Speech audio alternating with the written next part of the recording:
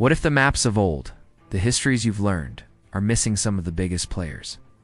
What if truly colossal powers, civilizations that literally shaped continents and commanded legions, have been, well, systematically forgotten? Picture this. Empires that rivaled Rome or Egypt in their prime, now just footnotes in history books. Their incredible stories deliberately hidden, their monumental achievements buried, not just by time and sand, but by the way history itself has been written. We're not talking about small tribes or tiny city-states here. We're talking about superpowers.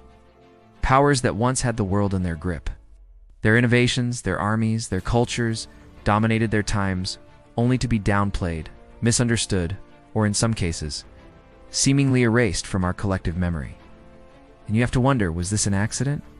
They say history is written by the victors, but what if it is also unwritten or rewritten to conveniently leave out stories that challenge our neat and tidy narratives? Prepare to question. Right. Well, everything.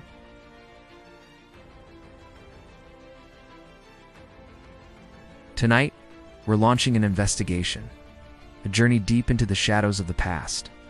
We're going to unearth the stories of 10 such ancient superpowers, genuine global titans. Their names might not echo in classrooms anymore, but their legacies, however faint, still whisper to us from crumbling ruins and forgotten texts. These aren't just lost civilizations that simply faded away. Oh no, these were empires whose influence was so profound, their power so immense, that their near disappearance from our common understanding of history makes you ask, was it just the relentless march of time, or were there forces that actively tried to erase them? We'll sift through the archaeological dust, decode the cryptic clues, piece together the fragments of their once glorious existence. What secrets did they hold? What incredible technologies did they master? And the biggest question of all, why did history try so hard to make us forget them? Join us as we bring these lost worlds, these forgotten Goliaths, back into the light. Our investigation starts right now. Our first forgotten superpower takes us to the Horn of Africa, to a realm that, back in the 3rd century CE, was considered one of the 4 great powers of the world, right up there with Rome, Persia, and China. This was the Kingdom of Aksum, centered in modern-day Ethiopia and Eritrea. Yet how many of us today can speak of its might with the same familiarity as people did back then?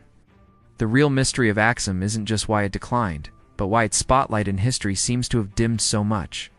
Here was an empire that commanded the bustling trade routes between the Roman Empire and ancient India, a vital artery of global commerce. Aksum was exporting gold, ivory, emeralds, and tortoise shells, while importing silks and spices. Its port city, Agilis, was a true cosmopolitan hub, its markets alive with a multitude of languages. Aksum even developed its own unique script, Ge'ez, which is still used in the Ethiopian Orthodox Tewahedo Church today, a living testament to its cultural sophistication. They minted their own money, gold, silver, and bronze coins showing their rulers. And, significantly, they were among the first in the world to feature Christian crosses on their coins, even before the Byzantine Empire did something similar. In fact, under King Azana in the 4th century CE, Aksum became one of the very first empires to adopt Christianity as its state religion, profoundly shaping the religious landscape of Africa for centuries to come. So why the fade from global memory? Aksum's power was undeniable. They built incredible, steely, massive granite obelisks, marking royal tombs. The largest one, if it hadn't fractured, would have stood 33 meters high. That's an engineering marvel of the ancient world. These weren't just fancy gravestones, they were symbols of power, like multi-storied palaces carved from stone. Aksum even stretched its influence across the Red Sea into Arabia, engaging in military campaigns and political alliances that sent ripples across the region. The erasure of Aksum from our common history books is a complex story, woven from several threads. The rise of Islam in the 7th century dramatically shifted trade in the Red Sea. While Aksum initially had good relations with early Muslims, even giving refuge to Muhammad's followers, the later Arab conquests gradually isolated Aksum economically. Its lifeblood, maritime trade began to dry up. Environmental factors also played a huge part. Centuries of intensive farming to support a large population led to serious soil erosion and deforestation, especially after 650 CE, weakening the kingdom from within. The capital city, Axum itself, was eventually abandoned as people were forced to move further inland for safety and resources. What followed was a period often called a Dark Age. 4. Axum. Its final centuries are shrouded in uncertainty, before it finally collapsed around 960 CE, while internal strife and economic decline were the main culprits. The rise of other powers and the shift in global focus away from the Red Sea routes meant Axum's story became increasingly sidelined in Western historical accounts. Its unique African Christian identity, so different from European Christianity, perhaps also led to it being othered and then neglected in stories that centered on Greco-Roman and European achievements. And yet, the whispers of Axum's legacy are impossible to ignore. The Ethiopian Orthodox Church stands as a powerful continuation of its traditions. The Ge'ez script endures. And the Great Stele, though some have fallen, and one was even looted and taken to Rome before finally being returned, still pierce the Ethiopian sky. Silent witnesses to a superpower history almost forgot. The ongoing discovery and study of sites like Beta Samadhi continue to reveal just how advanced and sophisticated Axumite civilization was, slowly pulling this African titan from the encroaching shadows. Axum's story is a potent reminder that our understanding of ancient power is way off. If we do acknowledge the giants who thrived beyond the familiar borders of Europe and the Near East.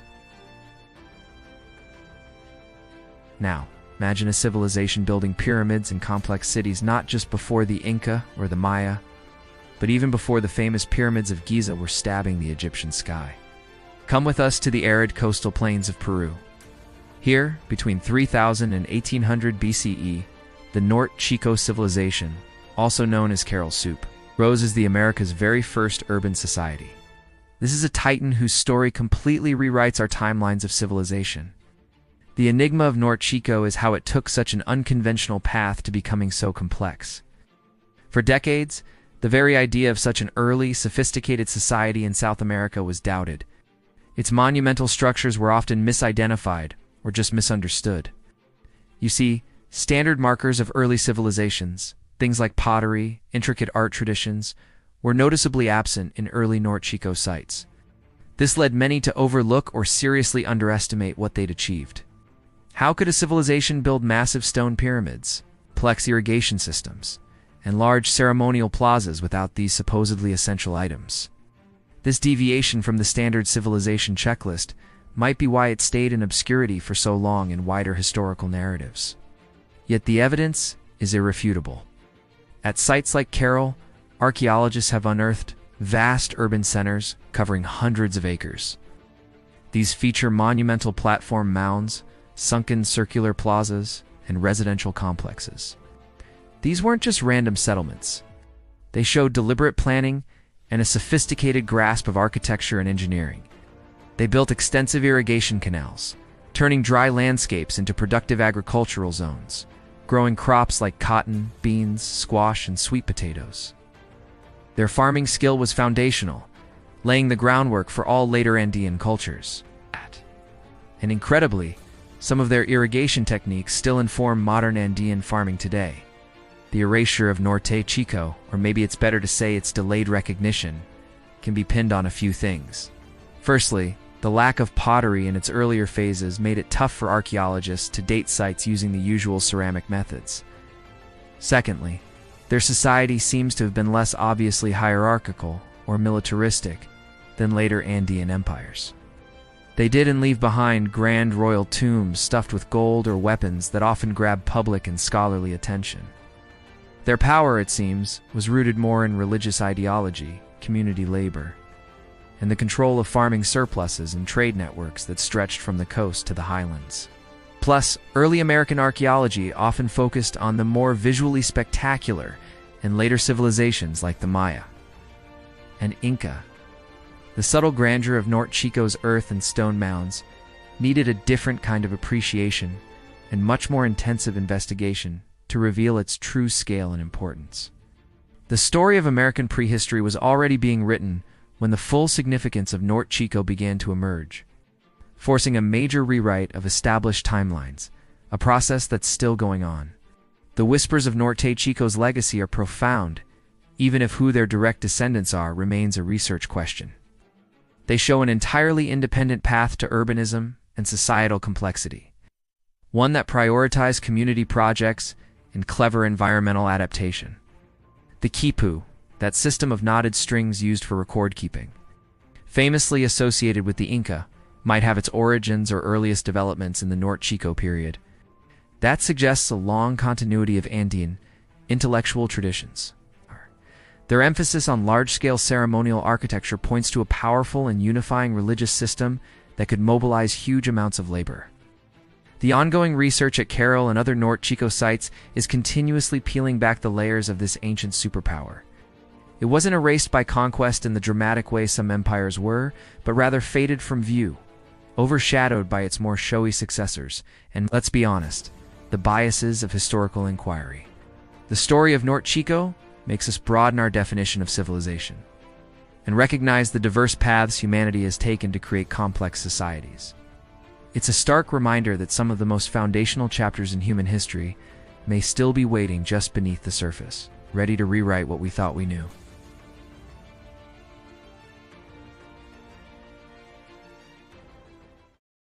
Now, let's turn our gaze to the vast, wind-swept Eurasian steppe, a landscape that birthed empires of horse lords, masters of mobile warfare who struck fear into the hearts of settled civilizations. From the 3rd century BCE to the 1st century CE, a formidable nomadic confederation known as the Xiongnu dominated this enormous territory. We're talking modern-day Mongolia, Kazakhstan, and parts of China and Russia. They were a superpower whose influence rippled across continents, yet their name is often just a footnote in Roman or Chinese histories, dismissed as some barbarian other, rather than a powerful imperial force in their own right. The real puzzle of the Xiongnu is how a people who built no cities of stone, left few grand monuments in the traditional sense, and whose own written records are largely lost to us, could forge an empire that repeatedly challenged, and for periods even dictated terms to one of history's most powerful states, the Han Dynasty of China. Their nomadic lifestyle, while a source of incredible strength, also made them historically elusive. Without permanent cities to excavate like settled empires, their story has mostly been pieced together from the records of their enemies and rivals, especially the Chinese. The Xiongnu weren't a single unified group, but a skillful confederation of various nomadic tribes, brought together under leaders like the legendary Modu Chenyu, who rose to power around 209 BCE. Their strength, their cavalry swift, deadly horse archers who could appear as if from nowhere, strike and vanish back into the steppes. This military prowess let them control crucial sections of the burgeoning Silk Road, demanding tribute and regulating trade. They developed a surprisingly sophisticated political structure, with a hierarchical system headed by the Chanyu, and a clear organization for their military forces. The erasure, or more accurately, the marginalization of the Xiongnu in popular history comes down to a few things. Firstly, being a nomadic empire meant they didn't leave behind the kind of monumental architecture that often screams greatness in historical memory. Their wealth was mobile in herds, in control of trade routes, in tribute, not in grand palaces or temples that archaeologists could easily find later. Secondly, as mentioned, our main written sources are from the Han Chinese. And let's face it, they saw the Xiongnu as formidable enemies, but ultimately as barbarians outside the civilized Chinese world. This bias inevitably colored the historical narrative, focusing on Han victories and Xiongnu raids rather than exploring the Xiongnu empire's internal workings or its own sophisticated adaptation to the steppe. The centuries-long Han-Xiongnu wars were a series of massive military conflicts where fortunes swung back and forth. The Han emperors poured vast resources into fighting the Xiongnu, building fortifications and engaging in complex diplomacy, including the controversial Hekin policy, sending Han princesses as brides to Xiongnu leaders to try and buy peace. These wars were incredibly costly for both sides. Eventually, internal divisions within the Xiongnu, coupled with persistent Han military pressure and manipulation, led to the Xiongnu splitting into southern and northern groups. The southern Xiongnu became vassals of the Han. Many northern Xiongnu were driven westwards, a migration some historians controversially link to the later emergence of the Huns in Europe. Though this connection is still hotly debated, but the whispers of the Xiongnu legacy are far-reaching. They were a crucial catalyst in how Chinese military strategy and border policy developed. You could argue their pressure spurred the Han dynasty's westward expansion and exploration, including the famous mission of Zhang Qian, which helped formally establish the Silk Road. The Xiongnu showed the immense power nomadic peoples could wield, creating a model of steppe empire building that later groups, like the Mongols, would replicate. Though their own voice is largely silent, their impact on the geopolitical map of ancient Eurasia was profound. They weren't just raiders on the fringe. They were a superpower that shaped the destiny of nations. They're a vital, if often overlooked, piece in the puzzle of global ancient history, and their story deserves to be told on its own terms, not just as a sideshow to the empires they fought. The Xiongnu remind us that empires don't always build in stone. Sometimes they rule from the saddle, their dominion written on the wind and the vast open land.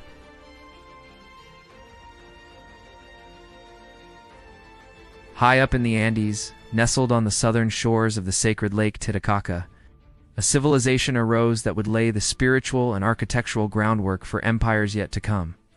From roughly 400 to 900 CE, the Tiwanaku Empire flourished, its influence spreading across parts of modern-day Bolivia, Peru, and Chile.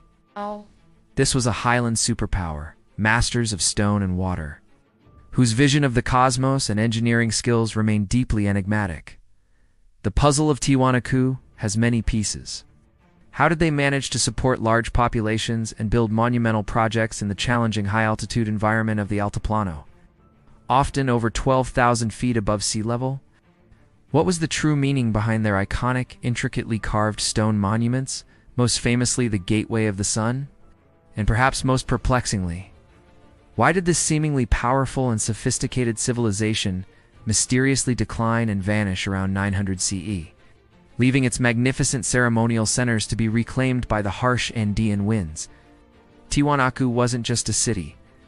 It was the spiritual and political heart of a vast sphere of influence. Its architects and engineers were second to none in their skill with stone. They built massive ceremonial complexes like Pumapunku and Kalasasaya, featuring precisely cut stone blocks, some weighing over 100 tons, fitted together with astonishing accuracy. The Gateway of the Sun, carved from a single block of andesite weighing an estimated 10 tons, features a central deity, often identified as a version of the Andean staff god, surrounded by enigmatic winged figures and symbols. Some researchers believe these represent a sophisticated calendar system or astronomical alignments. This wasn't just decoration. It was a cosmic map, a testament to their deep understanding of celestial cycles. To support their population, the Tiwanaku developed ingenious farming techniques. They mastered raised field farming, creating a network of elevated planting beds and canals that reduced frost damage, improved soil fertility, and made the most of water in that tough environment. These systems were incredibly productive and showed a sophisticated adaptation to their surroundings. Their influence spread not just through conquest, but through trade caravans that traveled vast distances, and through the powerful religious ideology centered at Tiwanaku, with Lake Titicaca itself holding profound spiritual importance as a place of origin.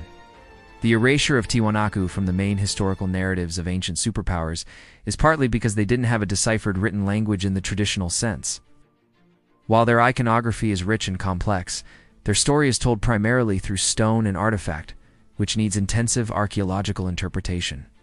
Furthermore, the later, more expansive Inca Empire, which revered Tiwanaku as a place of ancestors, and even incorporated some of its cosmological beliefs, often overshadowed Tiwanaku in historical accounts.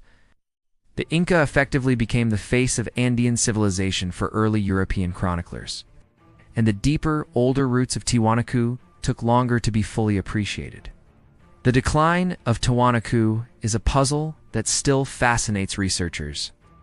Theories range from prolonged droughts messing with their agricultural systems, to internal social unrest, to stretching their political and economic reach too thin. Whatever the mix of factors, By around 1000 CE, their major ceremonial centers were largely abandoned, their sophisticated systems falling into disuse. Yet the whispers of Tiwanaku's legacy are profound and far-reaching. They were arguably the mother culture for many later Andean civilizations, including the Inca. Their architectural styles, religious iconography, and agricultural techniques left an indelible mark on the region. The precision of their stonework continues to baffle engineers and inspire awe. Sites like the Gateway of the Sun remain potent symbols of a sophisticated worldview and a deep connection to the cosmos. Unraveling the secrets of Tiwanaku is crucial for understanding the deep history of Andean civilization, a history that speaks of resilience, ingenuity, and a unique spiritual vision forged in one of the world's most breathtaking and challenging landscapes.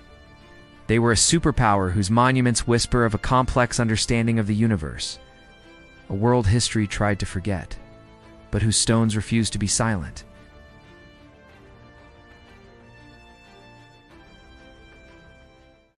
South of the mighty Egyptian Empire, along the fertile banks of the Nile River in what is now Sudan, rose another African superpower. This kingdom not only rivaled Egypt, but at its peak actually conquered and ruled it. This was the Kingdom of Kush, a civilization that lasted for over 1,400 years. From roughly 1070 BCE to 350 CE, making it one of the longest-lasting empires in ancient history. The enigma of Kush lies in how it's been persistently overshadowed by its northern neighbor, Egypt. For centuries, Kush was often seen through an Egypt-centric lens, considered a mere copycat or a secondary power. Yet, archaeological discoveries over recent decades have painted a far more complex picture. They've revealed Kush as an advanced, innovative civilization with its own unique cultural identity, a true powerhouse in its own right. So how did such a resilient and influential kingdom become a forgotten superpower in the popular mind? Kushite civilization unfolded in several phases with capitals at Kerma, Napata, and later Meru. Each phase left its own distinct mark. The early Kerma culture, going back as early as 2500 BCE, already showed sophisticated city life and trade. Later, during the Napatan period, Kushite power surged. In an astonishing turn of events, Kushite kings like Pi and Taharqa marched north in the 8th century BCE, conquering a fragmented Egypt and establishing themselves as the 25th dynasty, the Black Pharaohs. They didn't destroy Egyptian culture, they revitalized it. They restored temples, supported the arts, and kicked off a new era of pyramid building, not in Egypt, but back in their Nubian homeland, a tradition that had largely faded in Egypt itself. This period marked the creation of the largest Egyptian empire since the New Kingdom, stretching all the way from the Mediterranean to the Sixth Cataract of the Nile, after being pushed out of Egypt by the Assyrians. The Kushite capital shifted south to Meru. This Meroitic period became a golden age. Meru was a bustling center of iron production. Its vast slag heaps are testament to a thriving industry that earned it the nickname the Birmingham of Africa. They developed their own unique script, Meroitic, an alphabetic system used to write their native language. Though the script itself has been deciphered, the Meroitic language is still not fully understood, adding to the kingdom's mystique. Kushite society also saw a high degree of female participation in power, with powerful ruling queens known as Candaces. Some of these queens led armies and even negotiated with Roman emperors. The erasure or marginalization of Kush can be pinned on several things. Colonial era biases often downplayed the achievements of sub-Saharan African civilizations. The intense focus on classical Greece and Rome, and even Egypt, meant that Kush's story just wasn't given the spotlight it deserved. The fact that the Meroitic language is still largely untranslated has also meant that many of their own historical accounts and perspectives remain locked away. Furthermore, the gradual decline of Kush, possibly due to overexploiting resources like forests for iron smelting, internal power struggles, and the rise of Axum, which eventually conquered Meru around 350 CE, meant its story became fragmented. But the whispers of Kush's legacy are resounding. Their pyramids at Meru, though smaller than their Egyptian counterparts, are numerous and architecturally distinct, a powerful symbol of their enduring royal traditions. The remnants of their temples, palaces, and cities reveal a sophisticated society, with extensive trade networks connecting sub-Saharan Africa with the Mediterranean, the Red Sea, and even India. The legacy of the 25th dynasty fundamentally reshaped Egyptian history and showed the profound interconnectedness of Nile Valley civilizations. The Kingdom of Kush stands as a powerful rebuttal to the idea that great ancient civilizations were confined to specific regions or peoples. It was a dynamic, innovative, and resilient African superpower whose contributions to art, technology, political organization, and writing are only now being fully appreciated. Its story is a testament to the rich and complex history of the African continent. A history that wasn't just tried to erase but was actively ignored or misinterpreted for far too long. Kush reminds us that the currents of influence along the Nile flowed both ways, and that a true understanding of antiquity requires looking south with the same intensity we've always looked north.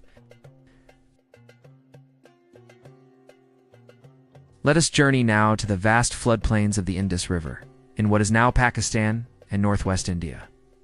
Here, between 3,300 and 1900 BCE, flourished one of the world's oldest and most enigmatic urban civilizations, the Indus Valley Civilization, also known as the Harappan Civilization.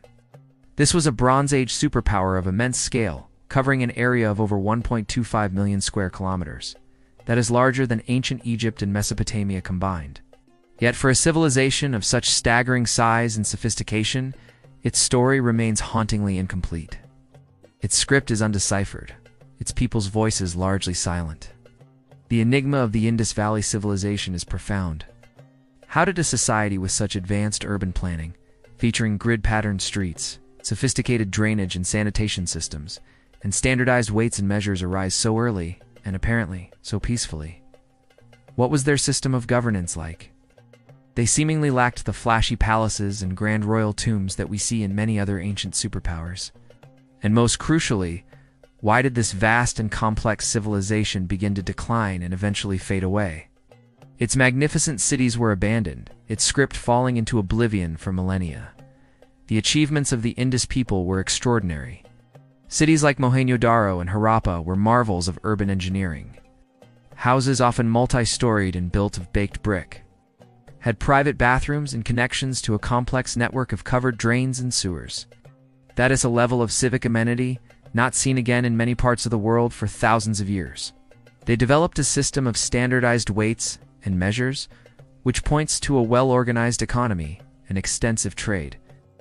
Artifacts from the Indus Valley have been found in Mesopotamia, indicating long-distance maritime commerce.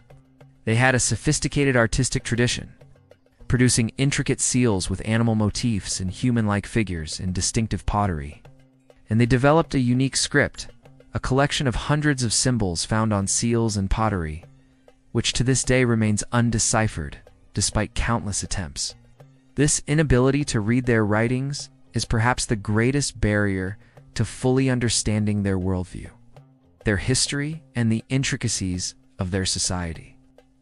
The erasure of the Indus Valley Civilization was a deliberate act of suppression by later powers in the same way as some others we VA looked at.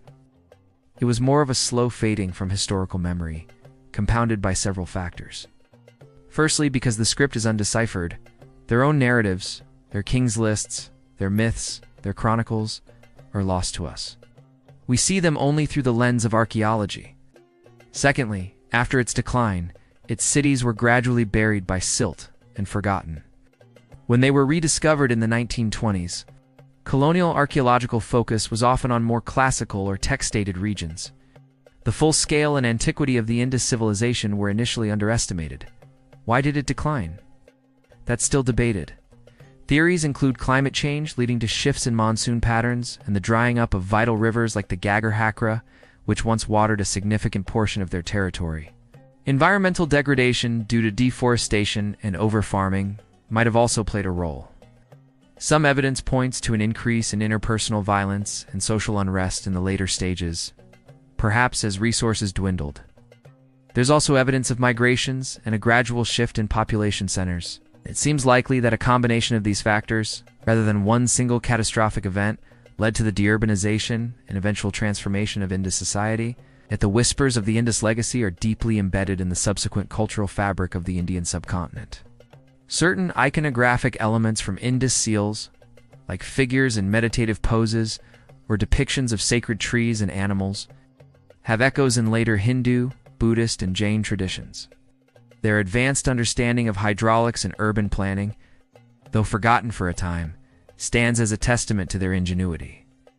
The questions surrounding their societal organization, apparently less hierarchical and militaristic than many contemporaries, continue to spark debate about alternative models of ancient governance. The Indus Valley civilization is a stark reminder of how much of our ancient past can be lost, and how a superpower that once dominated a vast region could be reduced to a collection of enigmatic ruins and an unreadable script. Their story challenges us to consider what power truly means. Was it in massive armies and grand monuments to individual rulers, or in the sophisticated organization of urban life for thousands of citizens? Unlocking the secrets of their script remains one of archaeology's greatest prizes, holding the potential to restore the voices of a civilization that history tried not so much to erase, but simply and tragically forgot for far too long. We've journeyed from the highlands of Africa to the steppes of Asia and the coastal deserts of Peru, unearthing titans nearly lost to time. The sheer scale of these forgotten empires is staggering, isn't it? It really makes you wonder what other silent giants lie buried. What other chapters of our human story have been deliberately obscured or simply faded from view? If these stories are sparking your curiosity, and you believe, like we do, that understanding our full past is crucial to understanding ourselves, then please consider subscribing to our channel and hitting that notification bell. We have so many more mysteries to investigate, so many more lost worlds to explore together. Your support helps us continue this vital work of bringing forgotten history back into the light. Now, let's continue our investigation.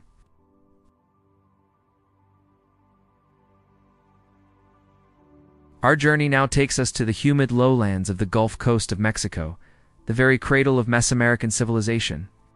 Here, from around 1500 to 400 BCE, flourished the Olmec, a people often called the mother culture of later Mesoamerican giants like the Maya and the Aztec. They were a foundational superpower whose innovations and artistic style would echo through millennia. Yet their own name, their own words, are largely lost to us, replaced by a term given to them by a much later civilization. The mystery of the Olmec is profound. Who were these people who, with seemingly no direct predecessors, developed such a distinctive and influential artistic and religious tradition? What was the purpose of their most iconic creations? Those colossal stone heads, some weighing up to 40 tons, carved with incredible skill and depicting stern, powerful faces. And why did their vibrant culture eventually decline, their ceremonial centers abandoned, leaving behind a legacy that would inspire others, but whose own origins remained shrouded in mystery for centuries? The Olmec heartland, centered around sites like San Lorenzo, La Venta, and Tres Zapotes, saw the rise of complex societies with sophisticated religious practices and extensive trade networks.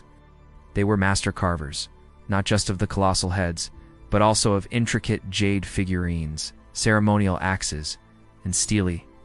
Their art has a very distinctive style, often featuring word jaguar motifs, downturned mouths, and cleft heads, symbols that clearly held deep religious meaning. They built some of the earliest pyramids in Mesoamerica, earthen mounds that served as focal points for their ceremonial centers. The Olmec developed many of the cultural traits that would define later Mesoamerican civilizations: a complex calendar system, the ritual ball game, and foundational religious concepts. Their influence spread far beyond their heartland. Olmec-style artifacts and iconography have been found in distant regions, indicating extensive trade and cultural exchange. They controlled valuable resources like basalt, jade, and obsidian. The erasure of the Olmec name and a full understanding of their primary importance was a long process. Term. Olmec itself is an Aztec word, meaning rubber people, referring to the inhabitants of the Gulf Coast region in much later times, not what the original civilization called themselves. For a long time, the Maya were considered the earliest high civilization of Mesoamerica. It was only through painstaking archaeological work in the 20th century that the true antiquity and foundational role of the Olmec were finally recognized. Their ceremonial centers were often swallowed by the jungle, their colossal heads sometimes found toppled or deliberately buried, hinting at periods of upheaval or ritual decommissioning. The decline of the Olmec civilization remains a mystery, much like its origins. Environmental changes, like rivers silting up or volcanic eruptions, are considered likely contributing factors. Internal social or political strife may have also played a part. By around 400 BCE, their major centers were abandoned. An Olmec culture as a distinct entity began to transform and fragment, its traditions absorbed and reinterpreted by successor cultures. The whispers of the Olmec legacy, however, are everywhere in Mesoamerica. Their artistic motifs, religious symbols, architectural concepts profoundly influenced the Maya, the Teotihuacanos, the Zapotecs, and ultimately the Aztecs. The concept of a sacred landscape, the importance of ceremonial centers, the use of jade for ritual objects, and even aspects of their cosmology can be traced back to Olmec roots. The colossal heads, even in their enigmatic silence, speak of immense power, the sophisticated organization needed to quarry, transport, and carve such massive stones, and a clear focus on rulership or lineage. The Olmec are a prime example of a superpower whose direct voice was lost, whose own name was forgotten, yet whose cultural DNA became foundational for an entire civilizational sphere. History didn't so much try to erase them, as it took centuries of patient, archaeological detective work to rediscover them and place them in their rightful position as the progenitors, the mother culture that history had overlooked in its focus on their more famous children.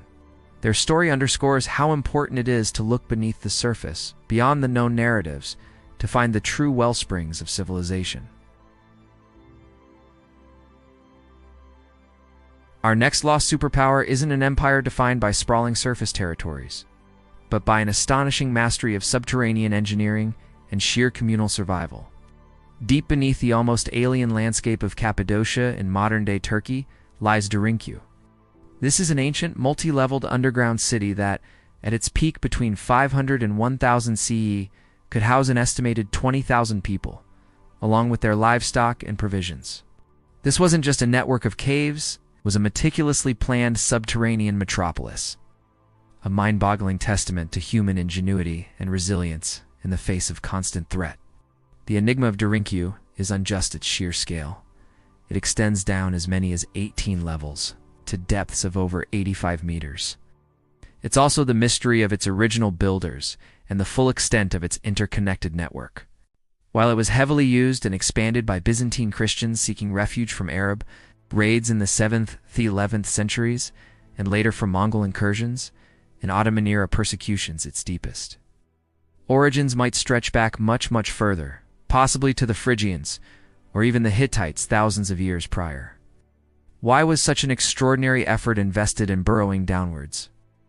And how was this vast hidden world largely forgotten by the outside world until its accidental rediscovery in 1963? The city itself is an engineering marvel. Carved into the soft, volcanic, tough rock characteristic of Cappadocia, Derinkuyu had everything needed for sustained living. Living quarters, stables, storage rooms, wineries, oil presses, communal kitchens, schools, chapels, and even a spacious room with a cross-shaped layout that might have served as a religious center. Spatially, it possessed sophisticated ventilation shafts providing fresh air to its deepest levels, and wells that ensured a protected water supply. Defense was clearly paramount. The city was a labyrinth of narrow passages, easily defended, and featured massive circular stone doors, weighing several tons, which could be rolled into place to seal off corridors from the inside, trapping invaders or securing sections of the city. And get this, Derinkuyu is believed to be connected via tunnels, some stretching for kilometers. Two other smaller underground cities in the region forming a vast subterranean network. The erasure of Derinkuyu from wider historical awareness is tied to its very nature as a hidden refuge. Its whole purpose was to remain unseen by those on the surface. While local populations knew about these underground spaces and used them for centuries, their true scale and sophistication weren't appreciated by the outside world. After the population exchange between Greece and Turkey in 1923, the local Cappadocian Greeks who had last used these shelters were expelled, and the entrances were largely abandoned and forgotten. It wasn't until 1963 when a local resident, renovating his home, accidentally broke through a wall and discovered a mysterious room that led to the rediscovery of this vast complex. Apparently, his chickens kept disappearing into the opening. The legacy of Darinkyu is a profound testament to human adaptability and the sheer will to survive. It showcases incredible foresight in planning and a deep understanding of geology and engineering, all achieved with relatively simple tools. The very existence of Darinkyu and other similar Cappadocian underground cities forces us to rethink what urbanism and civilization really mean. Here was a society that invested immense collective effort not in monumental displays of power above ground, but in creating a secure and sustainable world beneath it. While not a superpower in the sense of an expansionist military empire, Darinkyu represents a superpower of ingenuity and communal resilience. The knowledge and skills needed to build and maintain such a complex were immense.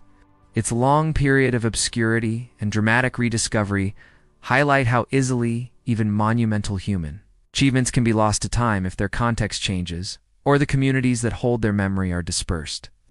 Darinkyu whispers of a hidden history, a story of people who, when faced with danger from above, chose to build an entire world below, a world history nearly succeeded in completely burying. We return now to the Indian subcontinent, to a time when it was first forged into a unified political entity under a dynasty of extraordinary vision and power, the Maurya Empire. Flourishing from 322 to 185 BCE, the Mauryas, founded by Chandragupta Maurya, controlled a vast territory stretching across most of modern-day India, Pakistan, and parts of Afghanistan and Bangladesh, an empire of truly staggering scale for its time. Outside of specialized South Asian history, the full grandeur and transformative impact of this early Indian superpower are often less recognized than later empires. The enigma of the Maurya Empire revolves around its meteoric rise, its sophisticated administration, and the profound moral and political transformation under its most famous ruler, Ashoka the Great. How did Chandragupta, from relatively obscure beginnings, manage to overthrow the Nanda dynasty and weld together such a vast and diverse empire, even challenging the successor states of Alexander the Great in the northwest? And how did his grandson, Ashoka, go from being a ruthless conqueror to a champion of compassionate Buddhist-inspired rule, whose edicts carved on pillars and rocks across the subcontinent still speak to us today under Chandragupta and his incredibly astute advisor? Chanaka the Mauryas established a highly centralized state. They had an efficient bureaucracy, a vast army, and an extensive network of spies. They developed sophisticated infrastructure, including roads and irrigation systems, and fostered trade and agriculture. The capital, Pataliputra, was described by the Greek ambassador Megasthenes as one of the largest and most impressive cities in the world at the time. The empire reached its absolute peak under Ashoka, who ruled from about 268 to 232 BCE. Early in his reign, Ashoka waged a brutal war to conquer Kalinga. The horrific slaughter and suffering he witnessed in this conflict led to a profound personal crisis and a dramatic conversion to Buddhism. Renouncing aggressive warfare, Ashoka embraced a policy of Dhamma, a moral code emphasizing non-violence, tolerance, respect for all living beings, and social welfare. Had his edicts inscribed in various local scripts and languages, carved on rock faces and towering polished stone pillars erected throughout his empire. These weren't just moral pronouncements, they were instruments of governance, outlining his policies and his vision for a just and harmonious society. He sent Buddhist missions to far-off lands, including Sri Lanka, Southeast Asia, and even, according to some accounts, to the Hellenistic kingdoms of the West, playing a crucial role in transforming Buddhism into a world religion. The erasure or relative dimming of the Maurya Empire's full significance in some global historical narratives is partly due to the fragmentation that followed its decline after Ashoka's death. The empire began to break apart due to a combination of weak successors, internal dissent, and the resurgence of regional powers. For centuries, Ashoka himself was a largely forgotten figure in India. His edicts went unread, his pillars often attributed to other rulers. It was only in the 19th century, when European scholars like James Prinsep deciphered the Brahmi script, that Ashoka's identity and the vast extent of his influence were rediscovered. The sheer scale of the empire was difficult to grasp until archaeological and epigraphic evidence finally pieced it all together. Furthermore, historical narratives have often focused on later Indian empires, or on the periods of British colonial rule, sometimes unintentionally downplaying the achievements of indigenous pre-colonial powers like the Mauryas. Yet the whispers of the Maurya legacy are monumental. Ashoka's pillars, with their distinctive lion capitals, stand as enduring symbols of his reign and his ideals. His promotion of Buddhism had a transformative impact on Asian history. The Mauryan period saw significant advancements in art, architecture, and administration, laying a foundation for future Indian states. The Arthashastra, though its exact dating is debated, provides a fascinating, if sometimes ruthless, insight into ancient Indian statecraft. The Maurya Empire was a true ancient superpower, not just in its military might and territorial extent, but in its audacious attempt to govern a vast, diverse population through principles of peace and moral righteousness. Ashoka's story, in particular, is a powerful testament to the potential for transformation in leadership. The rediscovery of the Mauryas and the decipherment of Ashoka's edicts were pivotal moments in understanding India's deep past, restoring to prominence an empire that history tried to forget, and a ruler whose message of peace and tolerance remains remarkably relevant today. Our final investigation takes us to the sun-drenched savannas of West Africa. Here in the 13th century CE, a legendary empire arose built on gold, faith, and learning, the Mali Empire. From roughly 1230 to 1670 CE, Mali controlled a vast territory encompassing parts of modern-day Mali, Senegal, Mauritania, Guinea, and Niger. Its wealth was so immense, its rulers so powerful, that its fame reached the courts of Europe and the Middle East. Yet, despite its global renown in its heyday, the Mali Empire's story is often given far too little weight in mainstream narratives of world history. The enigma of Mali lies in the almost mythical status of its wealth, particularly under its most famous ruler, Mansa Musa, and the subsequent fading of its full global impact from common historical memory. How did an empire in the heart of West Africa become one of the world's largest gold producers? And how did its intellectual centers like Timbuktu become beacons of Islamic scholarship that attracted scholars from across the Muslim world? Founded by the legendary Sundiata Keita, the Lion King, Mali grew rich by controlling the trans-Saharan trade routes. It sat atop some of the richest gold mines in the world at a time when gold was in incredibly high demand globally. But its wealth wasn't just in gold. It also controlled the equally vital salt trade from the Sahara. This gold-salt trade formed the backbone of its economy, making its rulers fabulously wealthy. Mansa Musa's fame was cemented by his extravagant Hajj pilgrimage to Mecca in 1324. Accounts describe his caravan as consisting of tens of thousands of people, and camels laden with so much gold that his lavish spending and generous almsgiving in cities like Cairo reportedly tanked the local gold price for years. This journey wasn't just a display of wealth. It was a diplomatic and cultural mission that put Mali firmly on the medieval world map. On his return, Mansa Musa brought back with him Arab scholars, architects, and jurists, sparking an intellectual and architectural renaissance. Timbuktu, along with other cities like Angao, flourished as major centers of commerce and Islamic learning. Mansa Musa commissioned the construction of grand mosques, including the iconic Jingerbur Mosque in Timbuktu, designed by an Andalusian architect he persuaded to return with him. The Sankar University in Timbuktu became a renowned center of scholarship, housing vast libraries with manuscripts on law, theology, astronomy, medicine, and history. Timbuktu wasn't some isolated outpost. It was a cosmopolitan hub, a vital node in the global exchange of goods and ideas. The legal structures of the Malian Empire were even codified in Timbuktu, moving from purely oral traditions to written precedents.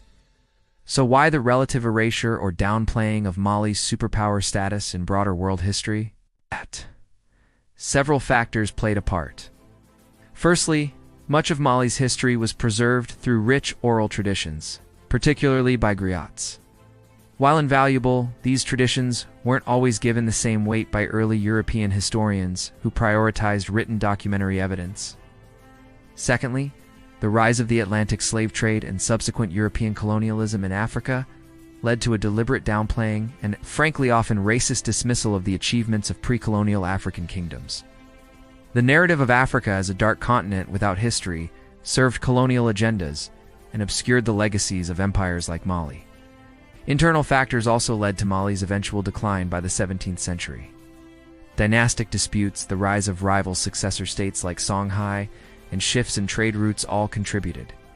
As its power waned, its story, particularly in European accounts, began to fade or become romanticized and distorted. Yet the whispers of Mali's legacy are powerful and enduring. The accounts of Arab travelers and scholars like Ibn Battuta provide invaluable contemporary descriptions of its wealth, its sophisticated governance, and its vibrant Islamic culture. The architectural heritage of Timbuktu, and though threatened by conflict and environmental change, still stands as a testament to its golden age. The surviving manuscripts from Timbuktu's libraries offer a precious window into a rich intellectual tradition. The Mali Empire was a West African superpower that commanded immense wealth, fostered great centers of learning, and played a significant role in the medieval world economy and the spread of Islamic culture. Its story challenges Eurocentric narratives of history and highlights the global interconnectedness of the medieval world. Uncovering and appreciating the full extent of Mali's influence is crucial for a more complete and accurate understanding of our shared past. A past where powerful empires thrived in all corners of the globe, even if history for a time tried to look away.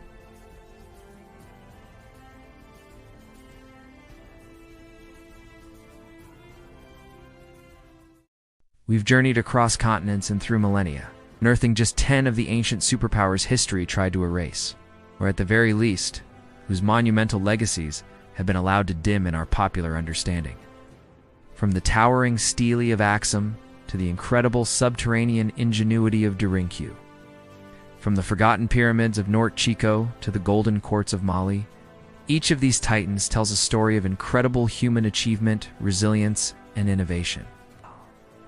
Their partial obscurity is rarely down to just one thing. Sometimes it was the lack of a translatable written record, leaving their stories to be painstakingly pieced together by archaeologists.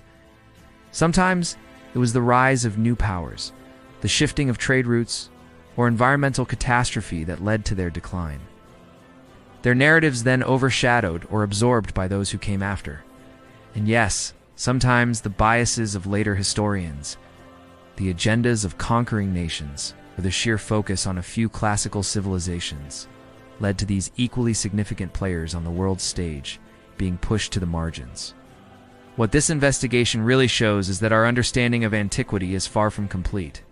The map of ancient power is more diverse, more complex, and more globally interconnected than we often imagine. These lost worlds aren't truly lost, not as long as we keep seeking them out. Keep questioning the established narratives, and keep listening to the whispers they leave behind in stone, in script, and in the enduring traditions of their descendants.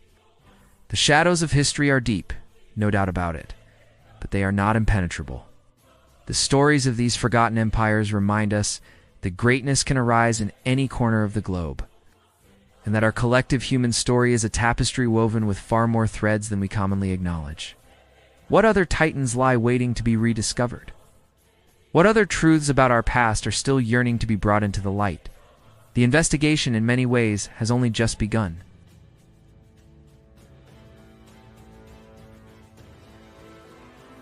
So, which of these lost superpowers do you find most fascinating, or perhaps most unjustly forgotten? Are there other erased empires you believe the world absolutely needs to know more about? Share your thoughts and insights in the comments below. Let's keep this investigation going together.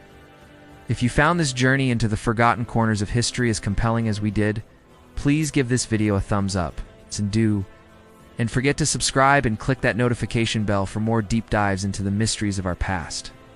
Uncovering these stories is a real passion, and your support makes it all possible. Till next time, keep questioning, keep exploring, and never stop seeking the truth that lies hidden.